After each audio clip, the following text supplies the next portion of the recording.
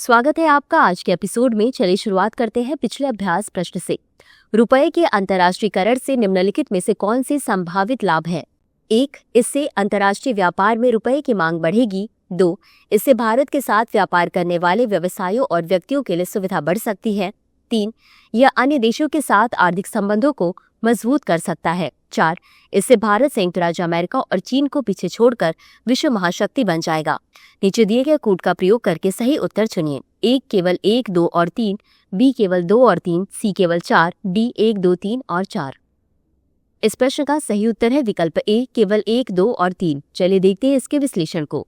रुपए का अंतर्राष्ट्रीयकरण, इससे अंतर्राष्ट्रीय व्यापार में रुपए की मांग बढ़ेगी, यह कथन 1 सही है। इससे भारत के साथ व्यापार करने वाले व्यवसायों और व्यक्तियों के लिए सुविधा बढ़ सकती है और लेन देन लागत कम हो सकती है, अतः कथन 2 सही है।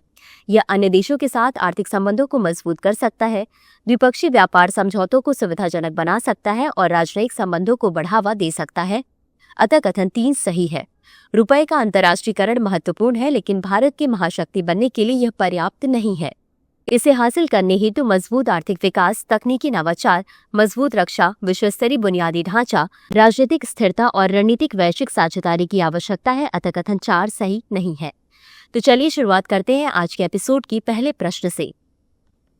निम्नलिखित कथनों पर विचार कीजिए। 1. प्रत्येक राज्य का राज्यपाल भारत के अनुसूचित क्षेत्रों को अधिसूचित करता है। 2. पेसा अधिनियम 1996 ग्राम सभाओं को प्रत्यक्ष लोकतंत्र का अधिकार देता है। उपर्युक्त कथनों में से कौन सा या कौन से सही है या सही है? ए केवल 1, बी केवल 2, सी 1 और 2 दोनों, डी न तो 1 और न ही 2। इस प्रश्न का सही उत्तर है विकल्प बी केवल 2। चलिए देखते हैं इसके विश्लेषण को। भारत के राष्ट्रपति भारत के अनुसूचित क्षेत्रों को अधिसूचित करते हैं, अतः कथन 1 सही नहीं है। पेसा अधिनियम 1996 ग्राम सभाओं को सशक्त बनाने के साथ ही प्रत्यक्ष लोकतंत्र के माध्यम से पर्याप्त अधिकार प्रदान करता है। वह स्थानीय स्वशासन को प्राथमिकता देता है, अतः कथन 2 सही है। अगला प्रश्न है, निम्नलिखित कथनों पर विचार कीजिए। 1. कुल प्रजनन दर यानी TFR एक महिला द्वारा अपने प्रजनन वर्षों के दौरान अपेक्षित बच्चों की औसत संख्या है। 2. भारत की कुल प्रजनन दर यानी TFR प्रति महिला 2.0 बच्चे हैं। उपर्युक्त कथनों में से कौन सा या कौन से सही नहीं है या नहीं है? ए केवल 1, बी केवल 2, सी 1 और 2 दोनों, डी न तो 1 और न ही 2। इस प्रश्न का सही उत्तर है विकल्प डी न तो 1 और न ही 2। चलिए देखते हैं इसके विश्लेषण को। कुल प्रजनन दर यानी TFR एक महिला द्वारा अपने प्रजनन वर्षों के दौरान अपेक्षित बच्चों की औसत संख्या है, अतः कथन 1 सही है। हाल के दशकों में भारत की कुल प्रजनन दर में लगातार गिरावट देखी गई है। NFHS 5 के अनुसार भारत के TFR प्रति महिला 2.0 बच्चे हैं, जो 2.1 के प्रतिस्थापन स्तर से कम है, जिसके नीचे आने पर जनसंख्या दीर्घकाल में घटने लगती है, अतः कथन 2 सही है। अगला प्रश्न है, एक्सॉम 4 मिशन यानी AX4 के संबंध में निम्नलिखित कथनों पर विचार कीजिए। 1. यह अंतर्राष्ट्रीय अंतरिक्ष स्टेशन के लिए एक निजी अंतरिक्ष उड़ान है। 2. एक्सॉम 4 पृथ्वी की निचली कक्षा में अंतरिक्ष पर्यटन जैसी वाणिज्यिक गतिविधियों को सक्षम करने पर केंद्रित है। उपर्युक्त कथनों में से कौन सा या कौन से सही है या सही है? ए केवल 1, बी केवल 2, सी 1 और 2 दोनों, डी न तो 1 और न ही 2। इस प्रश्न का सही उत्तर है विकल्प सी 1 और 2 दोनों। चलिए देखते हैं इसके विश्लेषण को। एक्सॉम 4 मिशन यानी AX4 अंतर्राष्ट्रीय अंतरिक्ष स्टेशन के लिए एक निजी अंतरिक्ष उड़ान है, जिसे एक्सॉम स्पेस या अमेरिका स्थित अंतरिक्ष अवसंरचना विकास कंपनी द्वारा संचालित किया जाता है तथा स्पेस एक्स क्रू ड्रैगन अंतरिक्षयान का उपयोग किया जाता है, अतः कथन 1 सही है।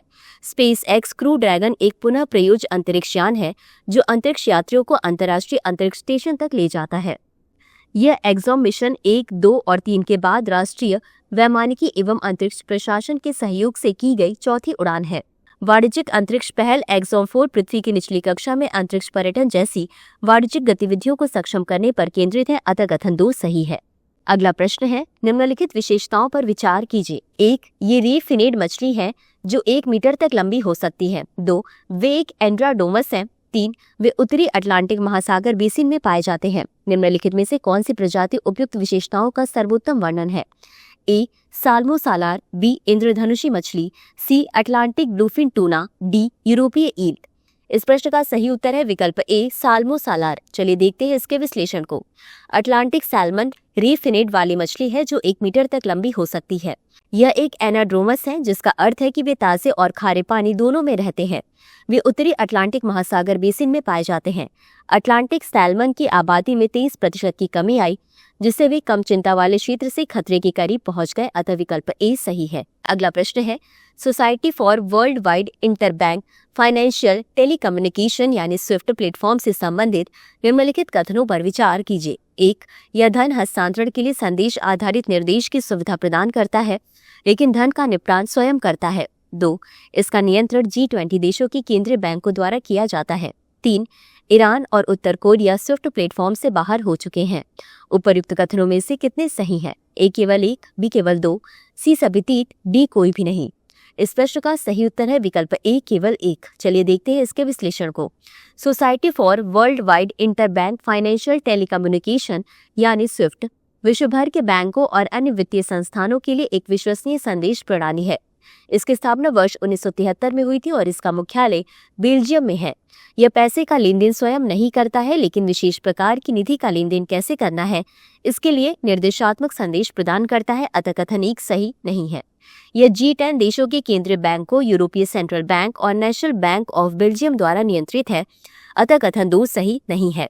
स्विफ्ट से पहले अंतर्राष्ट्रीय फंड ट्रांसफर के लिए संदेश पुष्टिकरण का एकमात्र विश्वसनीय साधन टेलेक्स था। ईरान और उत्तर कोरिया पहले ही स्विफ्ट प्लेटफॉर्म से बाहर हो चुके हैं, अतः कथन 3 सही है। अगला प्रश्न है, अष्टमुडी झील के संबंध में निम्नलिखित कथनों पर विचार कीजिए। 1. यह केरल में स्थित है, इसे रामसर साइट के रूप में नामित किया गया है। 2. इसे अक्सर केरल के बैकवाटर्स का प्रवेश द्वार कहा जाता है। उपर्युक्त कथनों में से कौन सा या कौन से सही है या सही है?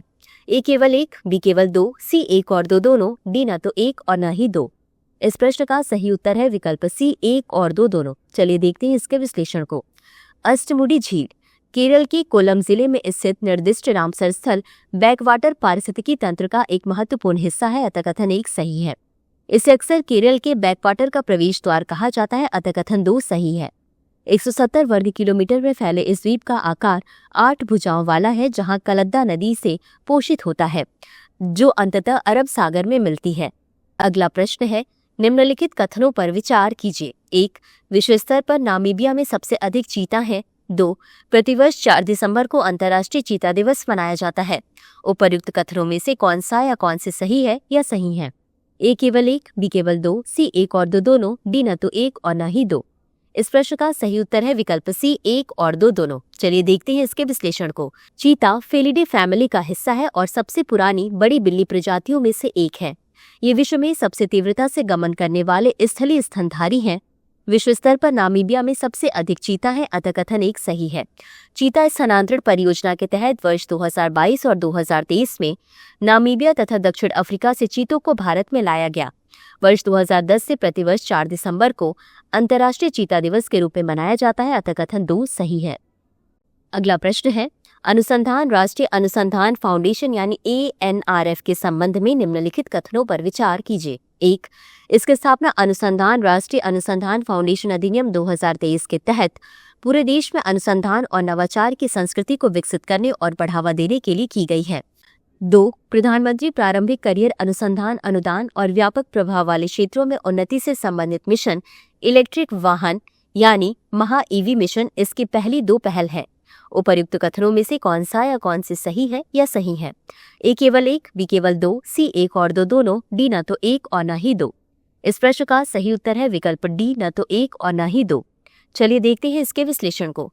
अनुसंधान राष्ट्रीय अनुसंधान फाउंडेशन यानी ANRF इसकी स्थापना अनुसंधान नेशनल रिसर्च फाउंडेशन अधिनियम 2023 के तहत पूरे देश में अनुसंधान और नवाचार की संस्कृति को विकसित करने एवं बढ़ावा देने के लिए की गई है, अतः कथन 1 सही है। प्रधानमंत्री प्रारंभिक करियर अनुसंधान अनुदान और व्यापक प्रभाव वाले क्षेत्रों में उन्नति से संबंधित मिशन इलेक्ट्रिक वाहन मिशन इसकी पहली 2 पहल है, अतः कथन 2 सही है। अगला प्रश्न है, संयुक्त राष्ट्र जलवायु परिवर्तन फ्रेमवर्क कन्वेंशन यानी UNFCCC conference of the parties 29 के संबंध में निम्नलिखित कथनों पर विचार कीजिए। 1. COP29 ने कार्बन बाजारों के लिए तंत्र को अंतिम रूप देने के लिए एक ऐतिहासिक समझौता किया, जिसमें देश दर देश व्यापार और संयुक्त राष्ट्र के तहत एक केंद्रीकृत कार्बन बाजार शामिल है। 2. अमेरिका, जर्मनी, ब्रिटेन, संयुक्त अरब अमीरात और भारत सहित 30 से अधिक देशों ने जैविक अपशिष्ट से मीथेन को कम करने पर COP29 घोषणा का समर्थन किया। उपर्युक्त कथनों में से कौन सा या कौन से सही है या सही है? ए केवल एक, बी केवल दो, सी एक और दो दोनों, डी न तो एक और न ही दो। इस प्रश्न का सही उत्तर है विकल्प ए केवल एक। चलिए देखते हैं इसके विश्लेषण को। COP29 ने कार्बन बाजारों के लिए तंत्र को अंतिम रूप देने के लिए एक ऐतिहासिक समझौता किया, जिसमें देश दर देश व्यापार और संयुक्त राष्ट्र के तहत एक केंद्रीकृत कार्बन बाजार शामिल है। अतः कथन एक सही है। अमेरिका, जर्मनी, ब्रिटेन और संयुक्त अरब अमीरात समेत 30 से अधिक देशों ने जैविक अपशिष्ट से मीथेन कम करने पर COP29 घोषणा का समर्थन किया। भारत इसमें हस्ताक्षरकर्ता नहीं है, अतः कथन 2 सही नहीं है। अगला प्रश्न है, निम्नलिखित कथनों पर विचार कीजिए। कथन 1, डी-डॉलराइजेशन विभिन्न देशों के केंद्रीय बैंकों को भू राजनीतिक जोखिमों से बचाने की इच्छा से प्रेरित है, जहां एक आरक्षित मुद्रा के रूप में अमेरिकी डॉलर की स्थिति को आक्रामक हथियार के रूप में इस्तेमाल किया जा सकता है।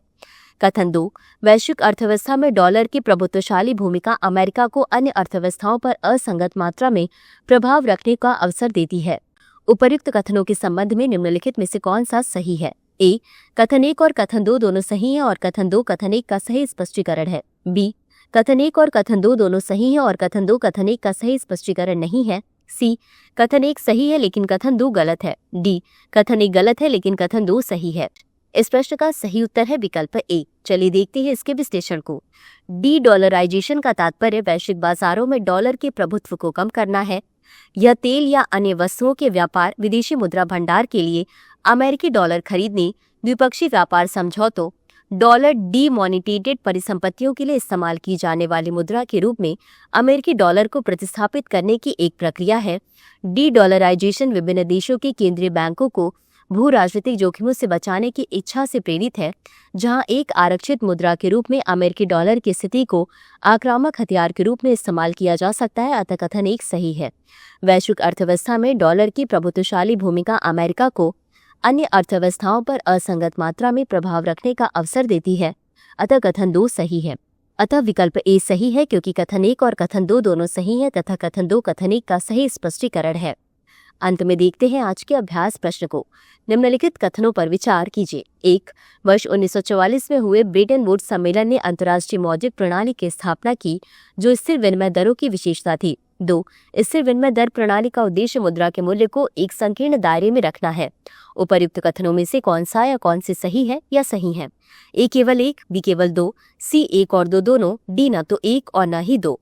इस प्रश्न का उत्तर कमेंट बॉक्स में जरूर दें। आज के लिए बस इतना ही। धन्यवाद। डियर व्यूअर्स, अपने एग्जाम की तैयारी को और बेहतर करने के लिए हमारे चैनल को लाइक, शेयर और सब्सक्राइब करना न भूलें।